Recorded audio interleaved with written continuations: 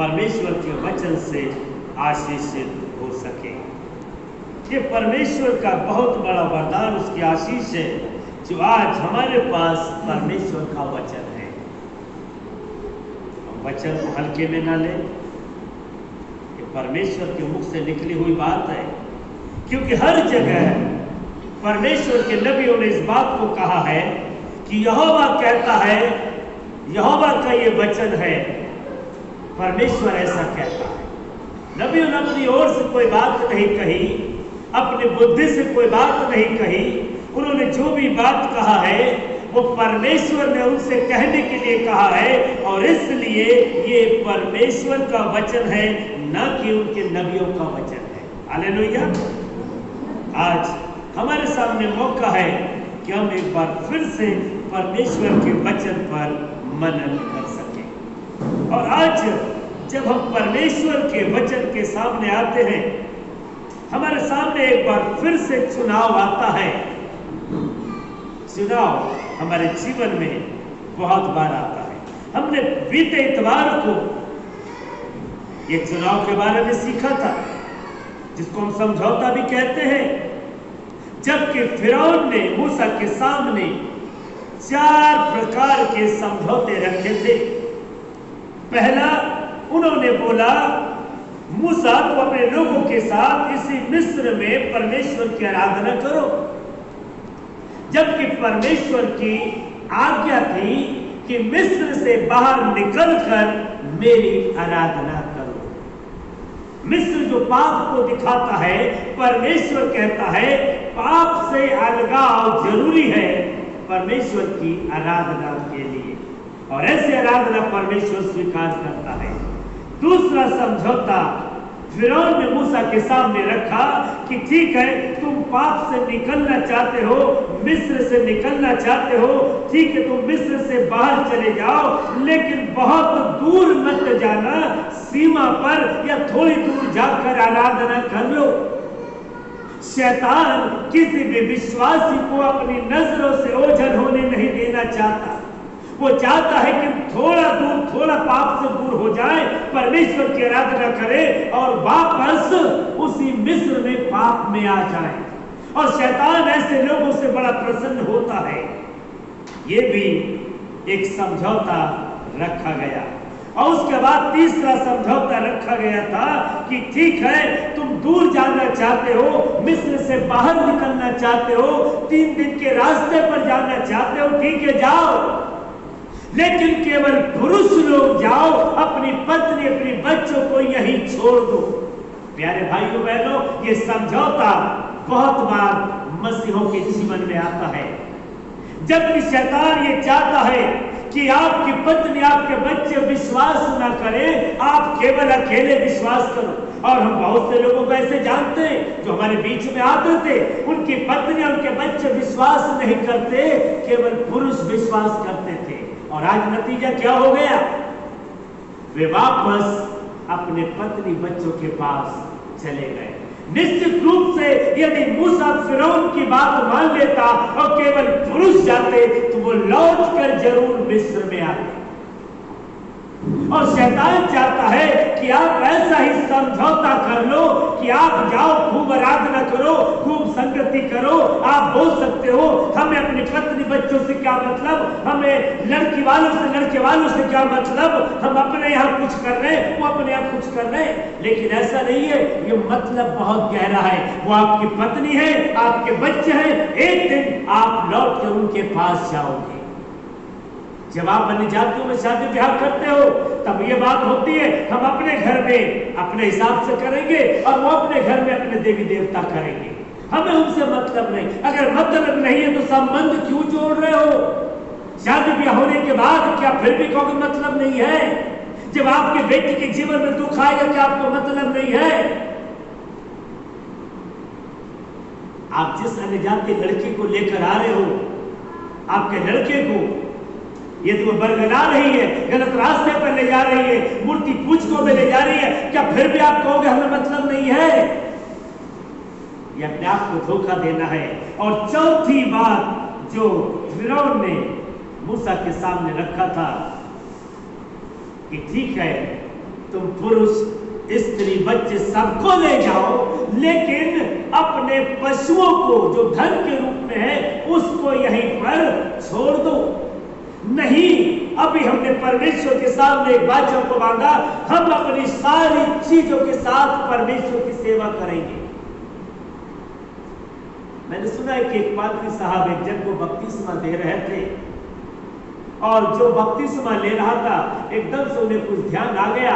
उन्होंने पानी में खड़े होकर अपनी जेब में हाथ डाला और बटुए को निकाला। बोला, अरे बटुआ यहाँ मेरी जेब में रह गया था, बटुए का बपतिस्मे से कोई संबंध नहीं है, इसको आप बाहर रख दीजिए।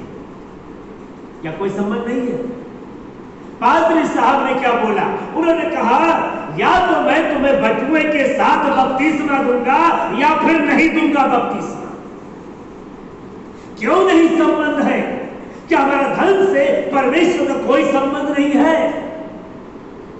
फिरौन चाहता था ये मूसा अपने लोगों के सारे धन संपत्ति जो पशु के रूप में है यही पर मिस्र में छोड़ दे और अपने पत्नी बच्चों को लेकर चला जाए आराधना करने। लेकिन क्या हुआ? यीशु मसीह ने क्या कहा? जहां तेरा धन है वहीं तेरा मन है। हम बिना धन के, बिना पशुओं के परमेश्वर की आराधना सेवा कैसे करेंगे? ये 4 समझौते पिछली बार हमने देखे थे जो शैतान मनुष्यों के जीवन में लाता है, और कई बार मनुष्य ऐसा ही करता है। इन 4 में से किसी न किसी समझौतों में फंस जाता है और वो समझौता कर लेता है। आज एक बार फिर से हम उसी मोड़ पर खड़े हैं जैसा पिछली बार खड़े थे। ये 4 चुनाव हमारे सामने थे। हम या तो इसको मानकर समझौता कर ले या परमेश्वर के वचन पर अडिग रहे। यीशु बोलता है, यदि परमेश्वर की सेवा करना तुम्हें बुरी लग रही है तो जाओ करो देवी देवताओं की सेवा, लेकिन यदि परमेश्वर की सेवा करनी है तो कैसे करनी है? परमेश्वर के वचन के अनुसार करनी है, उसकी आज्ञा के अनुसार करनी है। आपको यीशु मसीह का स्तुति आराधना कठिन जान पड़ता है, ये रास्ता कठिन जान पड़ता है, आप मत चलो इस पर। लेकिन यदि आप विश्वास करोगे, यदि यीशु मसीह के रास्ते पर चलना है तो फिर यीशु मसीह आज्ञा के अनुसार चलना है, जैसा वो चाहता है वैसा चलना है। आपको अपना क्रूस उठाना पड़ेगा, आपको अपने आप का इनकार करना पड़ेगा, आपको प्रभु से अनुग्रह लेकर उसके लिए दुख उठाना पड़ेगा। यही मसीहत का रास्ता है। अब बहुत से लोग इससे बचने के लिए समझौता कर लेते हैं। चुनाव हमारे सामने है। अगर आपको परमेश्वर की सेवा करनी है तो जैसा वो कहता है वैसा करो। आप अपने सिद्धांत को, अपनी इच्छाओं को इसमें शामिल नहीं कर सकते। एक बार फिर से आज हम परमेश्वर के एक सुंदर वचन को देखेंगे जब परमेश्वर ने मनुष्य के सामने चुनाव रखा था। और हम सब लोग बहुत बार इसको जानते हैं और इस वर्णन को हम कई बार बचपन से सुनते आए हैं। ये उत्पत्ति की पुस्तक में पाया जाता है, जहां की पहला अध्याय सृष्टि का वर्णन है। परमेश्वर ने सृष्टि को कैसे रचा। हम आपको इसको बताने नहीं जा रहे कैसे रचा है, ये तो आप जानते हैं। पहले दिन परमेश्वर ने क्या करा? उजियाला बनाया, उजियाले को उजियाले से अलग किया। दूसरे दिन परमेश्वर ने एक अंतर किया दोनों जलों में, और अंतर को आकाश कहा। और उसके बाद तीसरे दिन परमेश्वर ने पृथ्वी पर समुद्र को, हरी घास को, छोटे छोटे पेड़, फलदायी वृक्ष, इन सबको बनाया। और चौथे दिन परमेश्वर ने 2 बड़ी ज्योतियां, सूरज और चांद और तारागण और आकाश की पूरी सेना को बनाया। 5वां दिन क्या था? 5वें दिन को जब हम देखते हैं, परमेश्वर ने जल जीवित प्राणियों से भरने के लिए कहा, पक्षियों को बनाया जो आकाश के अंदर में उड़े, जाति जाति के बड़े बड़े जल जंतु बनाए, जीवित प्राणियों की सृष्टि करी। ये समुद्र बहुत से प्राणियों से, जल के प्राणियों से भर गया। अब परमेश्वर ने इन सब को आशीष दिया। वही आशीष जो मनुष्यों को दिया था, परमेश्वर ने इन पशु पक्षियों को, जल जंतुओं को भी आशीष दिया। फूलो फलो, समुद्र के जल में भर जाओ, अब पक्षी पृथ्वी पर बढ़े। ये 5वां दिन हो गया और तब 6ठा दिन आता है, बहुत ही मुख्य दिन। 6ठे दिन परमेश्वर ने मनुष्य की रचना करी। और हम सब जानते हैं कि परमेश्वर मनुष्य की रचना कैसे करे। लेकिन आज हम बात कर रहे हैं इसी मनुष्य के बारे में, जब परमेश्वर ने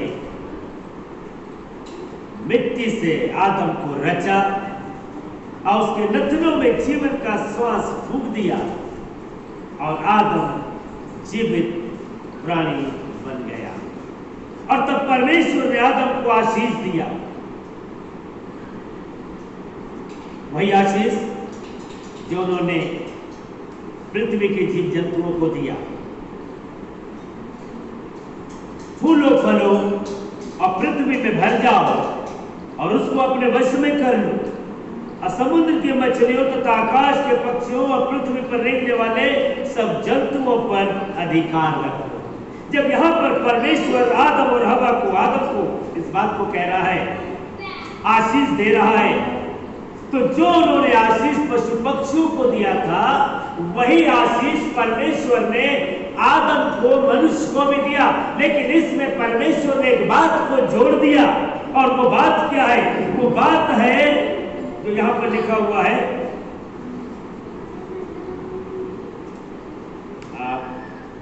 28 पद में। अब परमेश्वर ने उनको आशीष दी और उनसे कहा, फूलो फलो पृथ्वी में भर जाओ और उसको अपने वश में कर लो और समुद्र की मछलियों तथा आकाश के पक्षियों और पृथ्वी पर रेंगने वाले सब जंतुओं पर अधिकार रखो। अलग से परमेश्वर ने एक बात दे दिया मनुष्यों को कि पृथ्वी के इन जीव जंतुओं पर क्या करो? अधिकार रखो। रेंगने वाले सब जंतु, आकाश के पक्षियों, समुद्र की मछलियों और पृथ्वी पर रेंगने वाले सब जंतुओं पर अधिकार रखो। परमेश्वर ने मनुष्य को पृथ्वी की सब चीजों के ऊपर अधिकार दिया। यहां तक तो बिल्कुल ठीक है, सब कुछ अच्छा है। उसके बाद परमेश्वर को आदम का अकेला रहना अच्छा नहीं लगा। उन्होंने उसके लिए हवा को, स्त्री को बना दिया। स्त्री आदम की संगनी, उसकी पत्नी के रूप में परमेश्वर ने रख दिया। और तब परमेश्वर ने आदम के रहने के लिए अदन की वाटिका को बनाया। और इस अदन की वाटिका के बारे में एक बात लिखा गया है जिसकी ओर हम आपका ध्यान खींचेंगे। उत्पत्ति की पुस्तक 2 अध्याय और 8 और 9 पद को पढ़ दें। और यहोवा परमेश्वर ने पूर्व की ओर अदन में एक वाटिका लगाई और वहां आदम को, जिसे उसने रचा था, रख दिया। और यहोवा परमेश्वर ने भूमि से सब भांति के वृक्ष जो देखने में मनोहर और जिनके फल खाने में अच्छे हैं उगाए, और वाटिका के बीच में जीवन के वृक्ष को और भले या बुरे के ज्ञान के वृक्ष को भी लगाया। आमीन।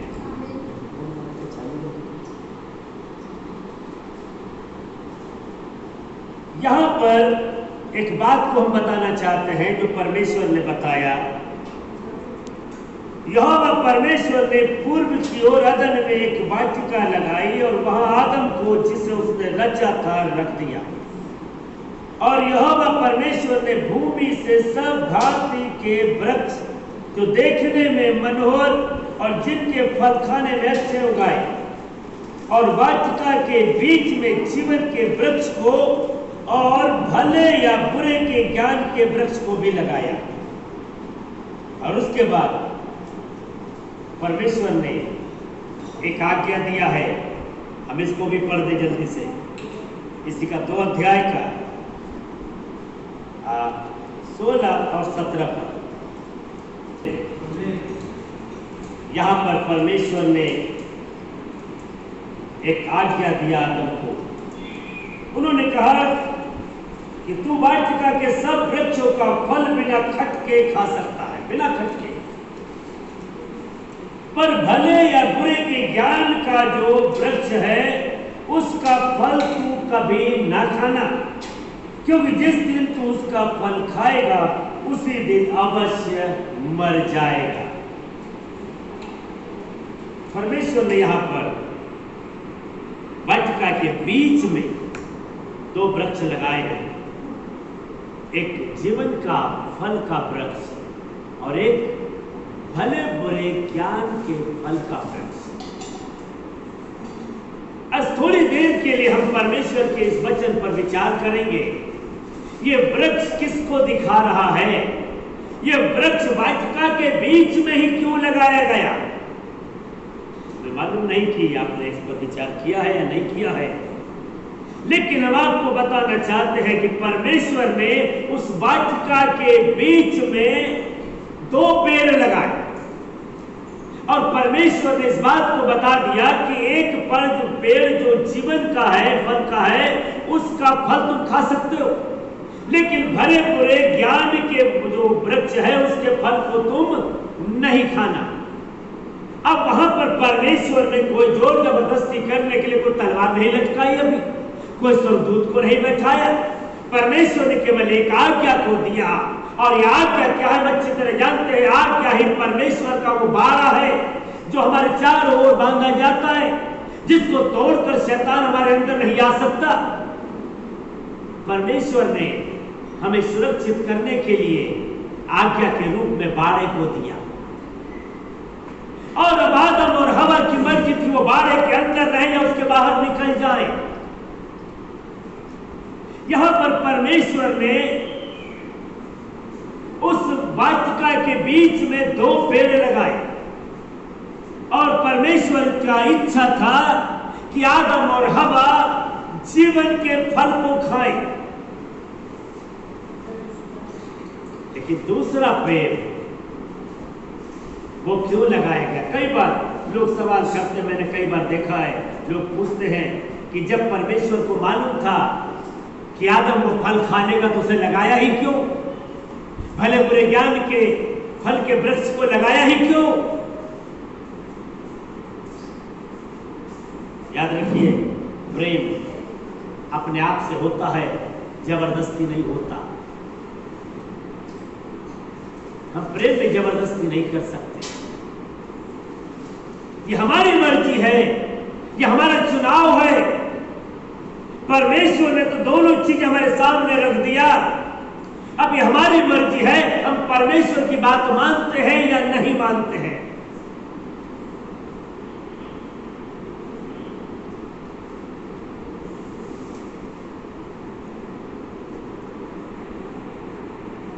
वाटिका के बीच में 2 वृक्ष, ये 2 वृक्ष वास्तव में इसका भेद क्या है? ये किसको दिखा रहा है?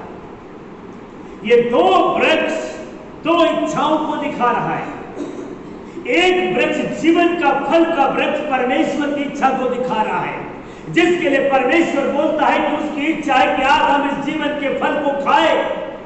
और दूसरी ओर भले बुरे ज्ञान का वृक्ष है जो परमेश्वर की इच्छा नहीं है कि आदम खाए। अब आदम के सामने चुनाव है, वो अपने जीवन को परमेश्वर की इच्छा के अनुसार चलाना चाहता है या अपनी इच्छा के अनुसार चलाना चाहता है। चुनाव है, जीवन का फल या भले बुरे ज्ञान का फल। वो शैतान सांप के अंदर समा करके उनकी भाषा में बात कर रहा है, और उन्होंने उसे प्रलोभन दे दिया, उनको भ्रमित कर दिया। अरे ये भले बुरे ज्ञान के फल को तुम खा लोगे, तुम नहीं मरोगे, तुम परमेश्वर के तुल्य हो जाओगे। बड़ा अच्छा लगता है परमेश्वर के तुल्य होना, बड़ा होना। बहुतों लोगों के मन में होती इच्छा, बड़ा बनना चाहते हैं। हम क्या कर रहे हैं? आदम हवा के सामने दो बातें थी, या तो वो अपनी इच्छा के अनुसार जीवन चलाए या परमेश्वर की इच्छा के अनुसार जीवन चलाए। और हम आपको बता दें, ये वाटिका के बीच में क्यों लगाया गया? क्योंकि जो केंद्र में है वो सब चीज को कंट्रोल करता है, वो सब चीज को नियंत्रित करता है। और इसको दिखाने के लिए परमेश्वर ने ये सौरमंडल हमारे बीच में दे दिया है। हमारी पृथ्वी और जितने ग्रह हैं वो सब सूर्य के केंद्र में घूमते रहते हैं। सूर्य उसके बीच में है, उसके चारों ओर घेर घूमते हैं। उन सब ग्रहों को सूर्य नियंत्रित करता है। हमने अभी कुछ दिन पहले अखबार में पढ़ा था, यदि सूर्य का प्रकाश हमारी पृथ्वी पर नहीं होता तो हमारी पृथ्वी पर जीवन नहीं होता। केंद्र में यदि सूर्य नहीं है तो इस पृथ्वी पर से जीवन खत्म हो जाएगा। हमारे केंद्र में परमेश्वर की इच्छा होगी या अपनी इच्छा होगी, हम किसके अनुसार जीवन चलाएंगे? जो हमारे जीवन के केंद्र में होगा वही हमें नियंत्रित करेगा। यदि जीवन का फल हम खाते हैं तो हम इस बात की घोषणा कर रहे हैं कि हम परमेश्वर की इच्छा के अनुसार जीवन चलाएंगे। वो परमेश्वर की इच्छा, वो पवित्र आत्मा हमारे जीवन के केंद्र में है, वो हमें नियंत्रित करेगी।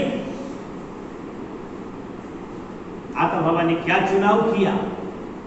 आज्ञा तो स्पष्ट थी, जीवन के फल को खा लो, भले बुरे ज्ञान के फल को मत खाना। लेकिन इन लोगों ने क्या करा? वो लिखा है, वो कहते हैं ये फल बड़ा देखने में मनभाव था, है ना, बड़ा सुंदर था, ऐसे लिखा है ना। हम इनको पढ़ते हैं, इनको देखते हैं कि जब इन्होंने ये पाप किया था उसको क्या लिखा हुआ है।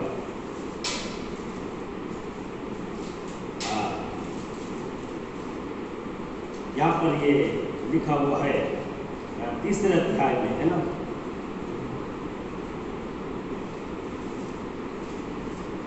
अच्छे पद को कोई पढ़ दे इसको।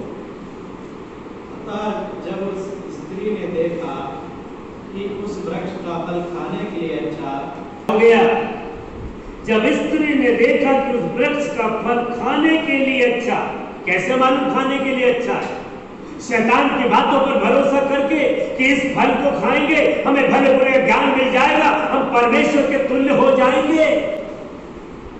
खाने में अच्छा और देखने में मन भाव, ये आंखों की अभिलाषा, आंखों को क्या अच्छा लग रहा है और बुद्धि देने के लिए चाहने योग्य। ये कौन सी बुद्धि ले रहे हैं? पाप करने की बुद्धि। परमेश्वर के तुल्य होने के लिए बुद्धिमान होना चाहते हैं, परमेश्वर के अधीनता में नहीं रहना चाहते, परमेश्वर की इच्छा के अनुसार जीना नहीं चाहते। वो परमेश्वर जिसने जीवन दिया, जिसने रचा, जिसने जीवित प्राणी बना दिया, जिसने अदम की वाटिका दे दिया, उस परमेश्वर की इच्छा के अनुसार जीना नहीं चाहते। वो मन भाव, देखने में अपनी ओर आकर्षित करने वाला फल। हाँ, बेशक ये पाप की दुनिया हमें अपनी ओर आकर्षित करती है, ये सांसारिक आनंद हमें अपनी ओर आकर्षित करती है। कई बार हमारी कुचिलता, हमारी धूर्तता थोड़ी देर के लिए हमें खुशी दे देती है कि हमने कैसे उनको उल्लू बनाया, हमने कैसे उनको ठग लिया, हमने कैसे अपने आप को बड़ा किया, हम कैसे उनसे नहीं दबे। बहुत सी बातें थोड़ी देर के लिए हमें आनंदित करती हैं।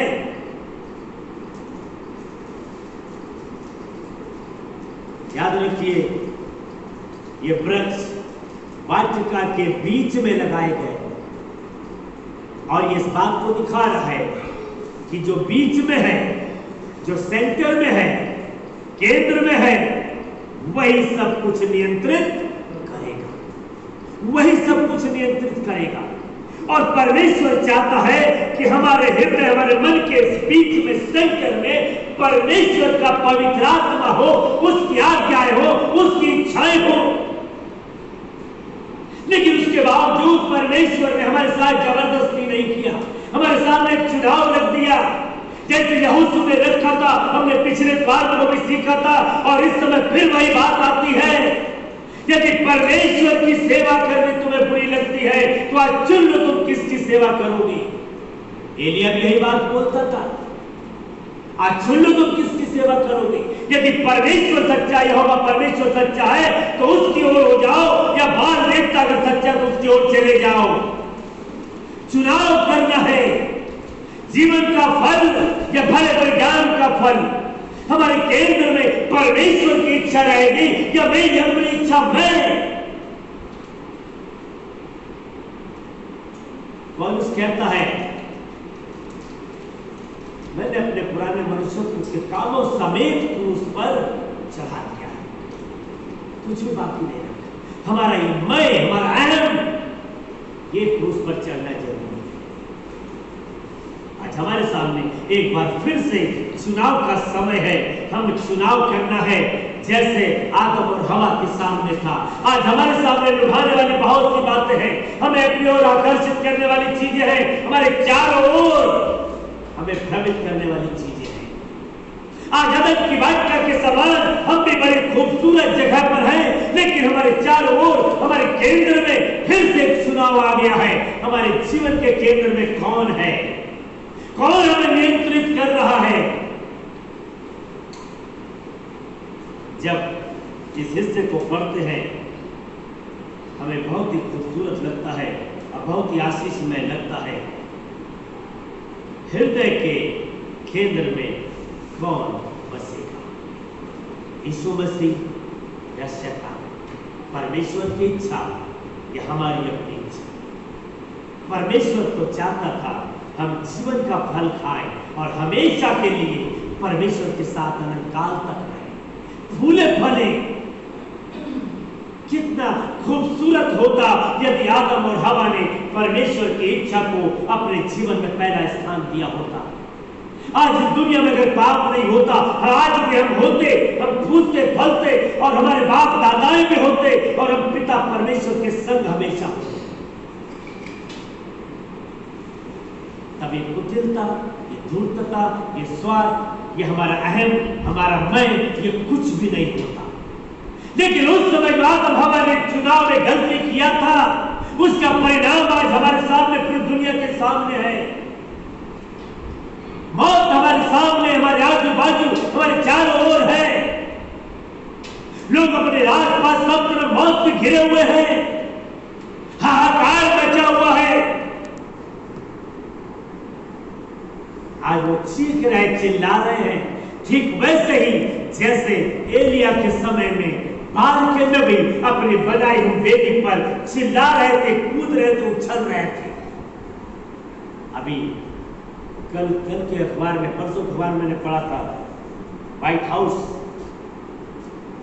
जहां ट्रंप है, अमेरिका के राष्ट्रपति, उन्होंने व्हाइट हाउस में क्या करवाया मालूम है? वैदिक मंत्रों का उच्चारण किया।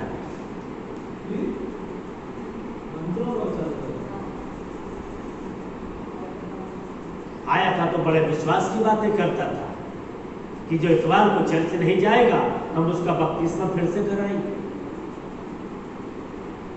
उन्होंने बड़ी बड़ी बातें बोली, आज क्या हो गया? कई बार हम ऐसा ही करते हैं, हम शुरुआत तो अच्छी करते हैं लेकिन रास्ता कब बदल जाता है हमें स्वयं नहीं मालूम पड़ता है। इसलिए रोज अपने आप को जांचें और परखें। ऐसा तो नहीं कि हम शैतान के भरमाने में चले आए। आदम हमारे किस दिन फल खाया, कितने समय के बाद खाया, वो कितने समय अदम की वाटिका में रहा, इसका हमें कोई भी ज्ञान नहीं है। लेकिन हम एक बात जानते हैं कि परमेश्वर चाहता था आदम के केंद्र में परमेश्वर रहे, उसकी इच्छा रहे, उसकी आज्ञाएं रहे। लेकिन आदम ने चुनाव किया अपनी इच्छा से जीने के लिए। और आज एक बार फिर से हम सबके जीवन में चुनाव है, हम परमेश्वर के वचन के अनुसार जीना चाहते हैं या फिर अपनी इच्छा से जीना चाहते हैं। और आज भी लोग वही चुनाव कर रहे हैं जो उनके बाप दादाओं ने किया था, अपनी इच्छा से वो जीना चाहते हैं। ये पौलुस कितना सुंदर बात कहता है, जल्दी से निकाल के पढ़ेंगे। रोमियो 7 अध्याय उसका 14 से 20 पर जल्दी से कोई पढ़ दे। जो मैं करता हूँ उसको नहीं जानता, क्योंकि जो मैं चाहता हूँ वह नहीं किया करता, परंतु जिससे मुझे घृणा आती है वही करता हूँ। यदि जो मैं नहीं चाहता वही करता हूँ तो मैं मान लेता हूँ कि व्यवस्था भली है। तो ऐसी दशा में उसका करने वाला मैं नहीं वरन पाप है जो मुझ में बसा हुआ है, क्योंकि मैं जानता हूँ कि मुझ में अर्थात मेरे शरीर में कोई अच्छी वस्तु वास नहीं करती। इच्छा तो मुझ में है परंतु भले काम मुझसे बन नहीं पड़ते, क्योंकि जिस अच्छे काम की मैं इच्छा करता हूँ वह तो नहीं करता, परंतु जिस बुराई की इच्छा नहीं करता वही करता हूँ। अतः यदि मैं वही करता हूँ जिसकी इच्छा नहीं करता तो उसका करने वाला मैं न रहा, परंतु पाप जो मुझ में बसा हुआ है। हालेलुया। पौलुस ने बहुत सुंदर शब्दों में इस वाटिका के 2 वृक्षों के अर्थ को बता दिया है। पौलुस कहता है क्योंकि मैं जानता हूं कि मुझ में अर्थात मेरे शरीर में कोई अच्छी वस्तु वास नहीं करती।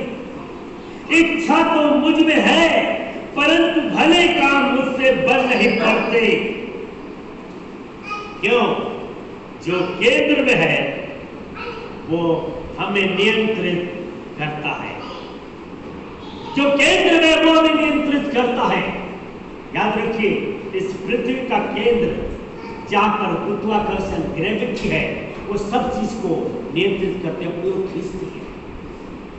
हमारी पृथ्वी भी और बाकी ग्रहों के समान सूर्य जो केंद्र में है उसके चारों ओर घूमती है। सूर्य नियंत्रित करता है। अगर ये सूर्य को हटा दिया जाए क्या होगा? सारे ग्रह आपस में टकरा जाएंगे। सूर्य को हटा दिया जाए हमारी पृथ्वी पर टकराएंगे नहीं, तब भी जीवन खत्म हो जाएगा, मौसम नहीं बदलेगा। ठीक ऐसे ही इस केंद्र में अगर परमेश्वर की इच्छा नहीं है, जीवन का फल का वृक्ष नहीं है, परमेश्वर नहीं है, मृत्यु है। हमें चुनाव करना है, हम क्या करें? प्रभु यीशु मसीह जब इस दुनिया में आया उन्होंने भी इस बात को दिखाया। यीशु मसीह को वास्तव में अंतिम आदम कहते हैं, जैसा कि पहला कुरिन्थियों 15 अध्याय के 45 पद में है। एक बार फिर से हम इसको स्मरण करेंगे। पहला कुरिन्थियों 15 अध्याय और उसका 45 पद। यहाँ पर क्या लिखा हुआ है? ऐसा ही लिखा भी है, ऐसा ही लिखा भी है कि प्रथम मनुष्य अर्थात आदम जीवित प्राणी बना, प्रथम मनुष्य अर्थात आदम जीवित प्राणी बना, और अंतिम आदम जीवनदायक आत्मा बना। वो प्रथम आदम जीवित प्राणी बना जिनके द्वारा पाप दुनिया में आया, जिन्होंने अपनी इच्छा से अपने जीवन को चलाने के लिए विचार किया, जिनका निर्णय था कि वो परमेश्वर की नहीं अपनी इच्छा से जिएगा। लेकिन वो अंतिम आदम तो यीशु मसीह है। वो बार बार कहता है मैं इसलिए आया हूं कि पिता की इच्छा को पूरा करूं, मैं इसलिए आया हूं कि अपने भेजने वाले की इच्छा पूरी करूं। यीशु मसीह में हमें फिर से वो जीवन का फल मिल जाता है, और अंतिम आदम में हमें फिर से वो हमारा मैं मिल जाता है। हम क्या करें? बाप दादाओं के रास्ते पर चले या मन फिराकर परमेश्वर की ओर लौटा? यीशु मसीह ने भी दोनों इच्छाओं को दिखाया, ये दोनों वृक्षों को दिखा दिया। जब यीशु मसीह गत्सेमनी के बाग में प्रार्थना करते हैं, उनका मन व्याकुल हो रहा होता है। वो पिता से प्रार्थना करते, पिता हो सके तो ये कटोरा मेरे सामने से टल जाए। ये प्रभु यीशु मसीह की इच्छा थी, अपनी इच्छा। लेकिन बाद में उसी समय वो इस बात को कहते, पिता मेरी नहीं वरन तेरी इच्छा पूरी हो जाए। इच्छा तो मेरे अपने अनुसार की है, लेकिन पिता मेरी नहीं तेरी इच्छा पूरी हो। तेरे अनुसार मैं चलूंगा, मेरे अनुसार नहीं चलूंगा। मेरे अनुसार तो मैं चाहता हूं ये कटोरा टल जाए, लेकिन मेरे अनुसार नहीं, तेरे अनुसार जीवन चलना चाहिए। सुनाओ, एक बार फिर से हमारे सामने है, हमें क्या चुनेंगे, जीवन के वृक्ष को या फिर उस भले बुरे ज्ञान के वृक्ष को। केंद्र में जो भी रहेगा वही हमारे जीवन को नियंत्रित करेगा। याद रखिएगा, यीशु मसीह ने बहुत बार इस बात को दोहराया है। हम एक और हिस्से को बताना चाहते हैं इसी बात को दिखाने के लिए। मत्ती 7 अध्याय उसका 21 जल्दी से देखिए वहां क्या लिखा हुआ है। जो मुझसे हे प्रभु कहते हैं, उनमें से हर एक स्वर्ग के राज्य में प्रवेश ना करेगा, परंतु वही जो परमेश्वर पिता की इच्छा पर चलते हैं। यीशु मसीह क्या कह रहे हैं? जो मुझसे हे प्रभु कहता है, उनमें से हर एक स्वर्ग के राज्य में प्रवेश नहीं करेगा। उनमें से हर एक को अनंत जीवन नहीं मिलेगा।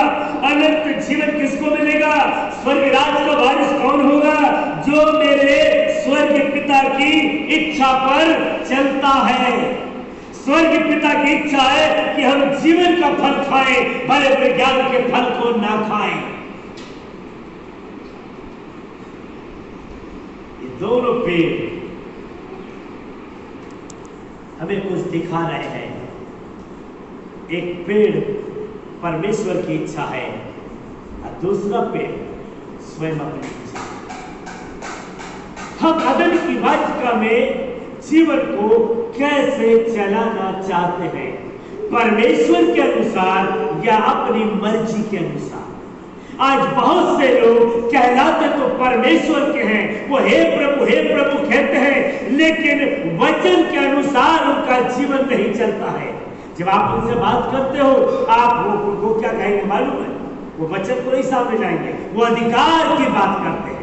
हमें ये अधिकार है, हमारे पास ये अधिकार है। हाँ, आपके पास अधिकार है, लेकिन आत्मिकता कहाँ है? परमेश्वर की आज्ञा, उसकी इच्छा कहाँ है? परमेश्वर ने तो बोला था जीवन के फल को बेखट के खा सकते हो। हम बिना कुछ सोचे विचारे परमेश्वर के एक वचन को मान सकते हैं। लेकिन दूसरी ओर भले बुरे ज्ञान का वो पेड़ है जो हमें अपनी ओर आकर्षित करता है। उसके फल मंद भाव है, मन को भाता है, आंखों को अच्छा लगता है, वो बुद्धि देने योग्य है। आज इस संसार के अंदर भले बुरे ज्ञान के वृक्ष के रूप में बहुत सी चीजें हैं जो हमारे मन को बड़ी भाती है, हमें अपनी ओर आकर्षित करती है और हमें लगता है बुद्धि पाने के लिए ज्यादा जरूरी है।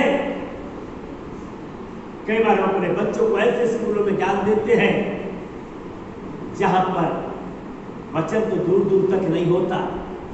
पता चला वहां पर योगा सिखाया जाएगा, गायत्री मंत्र सिखाया जाएगा और ना जाने क्या क्या सिखाते हैं।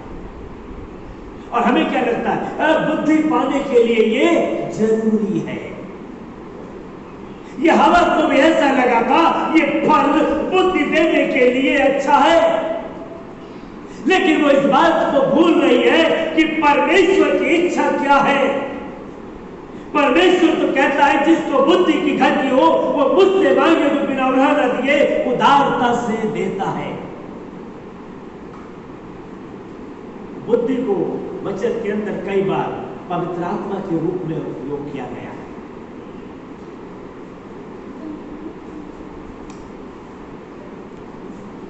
आदम हवा का उस समय का चुनाव, उन्होंने भले बुरे ज्ञान के फल को खाने को चुन लिया।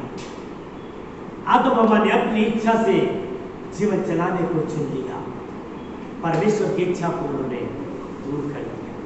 और जब ऐसा होता है, जब हम अपनी इच्छा से जीवन चलाना चाहते हैं, तब उस समय परमेश्वर की इच्छा हमसे बहुत दूर हो जाती है। परमेश्वर ने उसके बाद वो जीवन के फल आदम हवा के लिए नहीं रखे। एक ज्वाला में तलवार, एक घूमने वाली तलवार जो पेड़ के चारों घूमकर उस पेड़ की रक्षा करती थी, वो फल तो आदम हवा खाने नहीं दिया। हमारे सामने भी कोई रास्ता नहीं था, केवल अनंत मृत्यु के। लेकिन ये परमेश्वर का अनुग्रह, ये दया, ये प्रेम है जो प्रभु यीशु मसीह के द्वारा एक बार फिर से हमें जीवन का फल खाने का मौका दे रहा है। एक बार फिर से हमारे सामने चुनाव है, हम चुन ले, हम परमेश्वर की इच्छा के अनुसार जीवन चलाएंगे या फिर अपनी इच्छा के अनुसार जीवन चलाएंगे। प्रभु यीशु मसीह का प्रकाशित वाक्य जो यूहन्ना को मिला था, उसमें प्रभु वायदा करते हैं, यदि तू प्राण देने तक विश्वास योग्य रहा तो मैं तुझे जीवन का मुकुट दूंगा। जब आप उस प्रकाशित वाक्य को पढ़ते हो, कितनी बार उस प्रभु ने वायदा किया कि मैं तुझे उस जीवन के फल में से खाने को दूंगा। हमारे जीवन में फिर से प्रभु का प्रधानता होगा, केंद्र में हमारे प्रभु आ जाएगा, वो हमें नियंत्रित करेगा। तब हम ये पौलुस के समान नहीं कह पाएंगे कि भले काम की इच्छा तो मुझे है, लेकिन भले काम मुझसे नहीं बन पड़ते। ये पाप मैं करना नहीं चाहता, लेकिन मेरे द्वारा पाप हो जाता है। क्यों? क्योंकि मेरे केंद्र में जो बसा है वो हमें नियंत्रित कर रहा है, हमारी इच्छा को बिल्कुल अपने नियंत्रण में ले लिया है। हम जानते हैं ये पाप परमेश्वर के विरुद्ध होता है, उसको बलवा होता है, हम उसे करना नहीं चाहते, लेकिन जो हमारे केंद्र में है, हमारा मैं, वो शैतान, वो हमें नियंत्रित करे हुए है। हमारे न चाहने के बावजूद भी हमसे वो पाप वो करवाता है। हम लोग कई बार सेवा क्षेत्रों में देखे, आप सब गवाह हो कि जब दुष्ट आत्माएं व्यक्तियों के ऊपर सवार होती है, तो क्या व्यक्ति अपने आप में होता है? वो मनुष्य वो सब कुछ करता है जो वो नहीं करना चाहता है। क्यों? कौन करवा रहा है? वही जो उसके अंदर समाया हुआ है, उसको नियंत्रित करता है, और उसके अंदर से वो बोलता है, उसके अंदर से वो अपनी इच्छा के अनुसार कार्य करता है। हमारे सामने एक बार फिर से चुनाव है, हमें परमेश्वर की इच्छा के अनुसार जीवन चलाना है या फिर अपनी इच्छा के अनुसार जीवन चलाना है। आदम और हवा ने उस फल को खा लिया और घोषणा कर दिया, परमेश्वर हम आपकी इच्छा के अनुसार नहीं, अपनी इच्छा के अनुसार जिए। और क्या हुआ? जैसे उन्होंने फल खाया, उन्होंने देखा कि वे नंगे हैं, वे नंगे हैं। लोग समझ नहीं पाते ये नंगापन कैसा पाप है। मैं आपको बताना चाहता हूं, परमेश्वर ने जब मनुष्य को बनाया था, वो बिल्कुल पवित्र बनाया था, उनके अंदर बिल्कुल भी पाप नहीं था। परमेश्वर का स्वयं का आत्मा उनके अंदर था, लेकिन नंगे उस समय थे, लेकिन लजाते नहीं थे, क्योंकि परमेश्वर ने पवित्रता का वस्त्र पहना रखा था। और जैसे ही पाप करते हैं, ये पवित्रता का कवच हमारे ऊपर से हट जाता है और हम देखते हैं हम नंगे हैं। ये नंगापन पाप है। लेकिन बहुत बार लोग क्या कहते हैं, बच्चे तो नंगे पैदा होते हैं। हाँ, वो पाप में पैदा होते हैं, लेकिन जब बच्चे पैदा होते हैं वो नंगे होते हैं, लेकिन क्या वो लजाते हैं? बच्चों को नहीं मालूम है नंगे हैं, बच्चों को नहीं मालूम वो गंदगी है। आदम हवा भी एक बच्चे के समान बिल्कुल पवित्र, उनको भले बुरे का ज्ञान नहीं था, उन्हें गलत सही का ज्ञान नहीं था, वो पवित्रता में थे। एक बच्चा जब तक छोटा होता है उन्हें भले बुरे ज्ञान नहीं होता, वो नंगे घूमते हैं, कोई दिक्कत नहीं, वो लजाते नहीं है। लेकिन अगर बड़ा नंगा घूमे वो पाप को दिखाता है। हमारे देश में भी बहुत से लोग नंगे घूमते हैं, है ना? और वो क्या कहते हैं, अरे हम नंगे दुनिया में आए। अरे जब तुम नंगे आए थे उस समय तुम्हें भले बुरे का ज्ञान नहीं था, उस समय तुम्हें अच्छे और गलत का ज्ञान नहीं था। तुम्हें नहीं मालूम था वो सांप है एक खिलौना, तुम्हें नहीं मालूम था कि तुम्हारी पोटी है या मिट्टी। तुम तो हर एक से खेल रहे थे, तुम तो हर एक चीज को खाने की चीज समझ रहे थे। उस समय तुम नंगे थे, अब तो तुम्हारे अंदर समझ आ गई है। वो पाप का बीज जो आदम हवा के अंदर था, वो बीज अब हमारे अंदर तक पहुंच गए। हम उसी बीज से पैदा हो रहे हैं ना। नींबू के बीज के अंदर क्या है, वो उस पेड़ का जिसका वो फल है, उसका सारा कुछ उसी में है। आदम के बीज के अंदर हम उस समय थे जब आदम और हवा ने पाप किया। एक साहब एक फिल्म में बोलते हैं, यीशु मसीह 2000 साल के पहले क्रूज पर मर गए, मैं तो अभी भी आया हूं। हाँ बिल्कुल अभी अभी आए हो, लेकिन उस समय तुम कहां थे? अपने बाप के बीच में थे कि नहीं? हमने नींबू का पेड़ हमने देखा, वो बीज के द्वारा हुआ। उसके पहले ये पेड़ कहां था? उस बीज में। वो बीज पहले कहां था? उससे पहले के पेड़ के बीज में। और यही दशा हमारी होती है। हम पैदा होने से पहले कहां थे? अपने पिता के बीज में। हमारे पिता पैदा होने से पहले कहां थे? अपने पिता के बीज में। बीज से है ना। प्रभु यीशु वो परमेश्वर ने जब सृष्टि की रचना करी, आप वहां ध्यान से पढ़ो, परमेश्वर ने यही बोला, हर एक जाति जो जिसके अंदर बीज है, वो बीज के द्वारा अपनी अपनी जाति के अनुसार उत्पन्न होंगे। और केवल ये पेड़ पौधों की बात नहीं है, मनुष्य के अंदर भी बीज है। हमारे बीज से संतान उत्पन्न होता है। और इससे कई जगह लिखा गया है, पौरुष का पहला फल। क्यों फल कहा गया? क्योंकि हमारे बीज के द्वारा बच्चे उत्पन्न हो रहे हैं। Hallelujah, hallelujah. हम पैदा होने से पहले कहां थे? हमारे बाप दादा हमारे पैदा होने से पहले कहां थे? जब आदम हवा पाप कर रहे थे, उस समय हम कहां थे? उसके बीज में थे।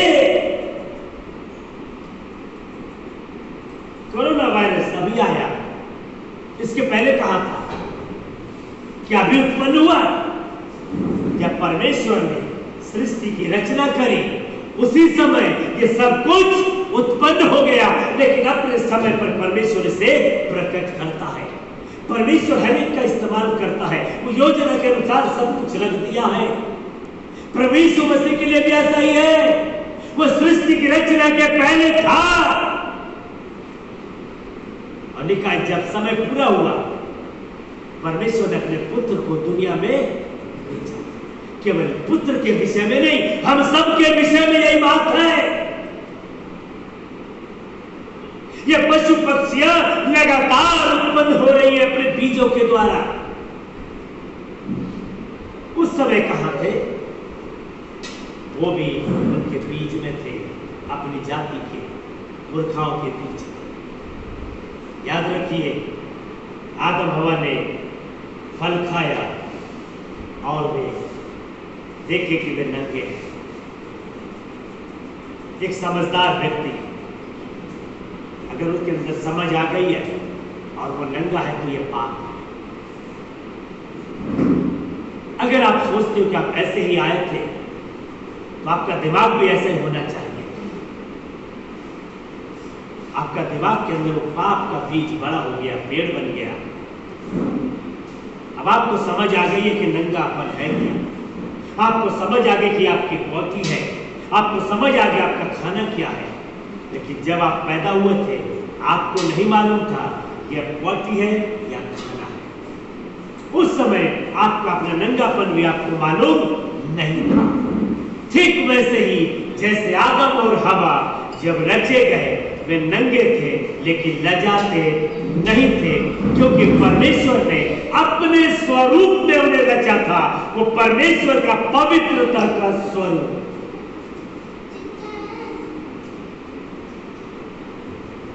आज एक बार फिर से पवित्र आत्मा परमेश्वर हमें स्मरण दिला रहा है।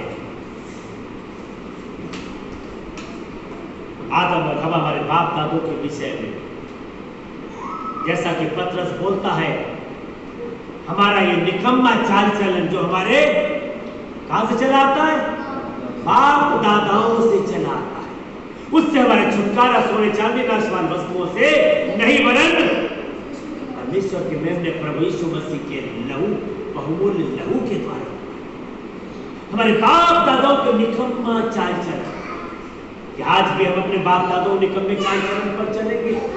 आज हमारे सामने चुनाव है, हम इस जीवन को परमेश्वर की इच्छा के अनुसार चलाना चाहते हैं या अपनी इच्छा के अनुसार चलाना चाहते हैं। हमारे केंद्र में कौन बसेगा? यदि हम स्वयं अपना मेरा मैं इसके अंदर बसेगा तो मेरा मैं मेरे पूरे शरीर को नियंत्रित करेगा, मेरी इच्छाओं को नियंत्रित करेगा। और यही वो पाप है जिसके विषय में पौलुस कहता है, मेरे शरीर के अंदर, मेरे अंदर वो पाप बसा हुआ है, वही सब कुछ हमसे करा रहा। करने की इच्छा हमारी नहीं है लेकिन वो करा रहा है, हमें मजबूर कर दिया है, हमें गुलाम बना लिया है। यही तो शैतान करता है। परमेश्वर गुलाम नहीं बनाता, वो हमें अपना बेटा और बेटी बनाता है, लेकिन शैतान हमें गुलाम बनाता है। मिस्र के अंदर इस्राएली गुलामी में थे, लेकिन जैसे वो मिस्र से बाहर आए, परमेश्वर के संगति में आ गए, परमेश्वर ने उन्हें अपनी प्रजा और अपना बेटा और बेटी बना दिया। लेकिन जब हम इस्राएलियों के समान फिर से गलत चुनाव करते हैं, इस्राएलियों ने परमेश्वर की इच्छा से जीवन चलाना नहीं चाहा, वरन अपनी इच्छा से चलाना चाहा, परमेश्वर पर भरोसा नहीं किया, नतीजा वे सब के सब नाश हो गए, केवल 2 लोगों को छोड़। और हमारे लिए इसमें संदेश है, अगर आप जीवन का फल नहीं चुनोगे, आप अनंत जीवन नहीं पाओगे। हम स्वर्ग के राज्य में प्रवेश नहीं करेंगे जहां अनंत जीवन है। और यही यीशु मसीह ने कहा, केवल वे लोग स्वर्ग के राज्य में प्रवेश करेंगे जो मेरे पिता की इच्छा पर चलते हैं। और पिता की इच्छा है हम दाखरस से नहीं वरन आत्मा से परिपूर्ण होते जाएं। पिता की इच्छा है कि हम उसके कहे अनुसार चुनाव करें, हम जीवन के फल का चुनाव करें, न कि उस भले बुरे ज्ञान का। हम ज्ञान को लेकर के अपनी इच्छा से जीवन चलाते हैं, जो फिर से वही चुनाव है जो आदम और हवा ने किया। अपने आप का भरोसा मत करो, अपने बुद्धि पर भरोसा मत करो, संपूर्ण मन से परमेश्वर पर भरोसा करो। एक बार फिर से हमारे सामने चुनाव आ चुका है, हम परमेश्वर की इच्छा के अनुसार जीवन चलाएं या फिर अपनी इच्छा के अनुसार। हमारे केंद्र में हमारे चुनाव के द्वारा आकर विराजमान होगा। हम जिसका चुनाव करेंगे वही हमारे मन में बसेगा। आप चाहोगे कि चुनाव अपनी मर्जी का और बसे परमेश्वर, यह नहीं हो सकता।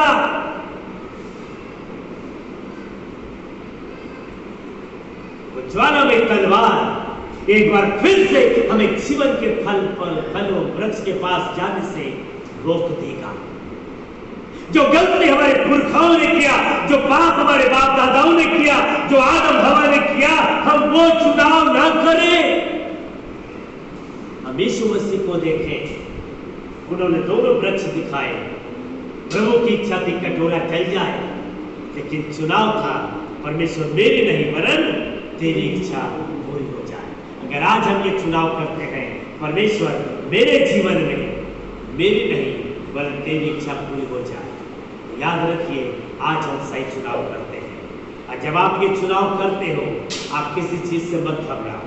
परमेश्वर बार बार बोलता है, मत डर, मत डर, मत डर, मैं तेरे संग हूं। मत डर, जगत के अंत तक मैं सदैव तुम्हारे संग हूं।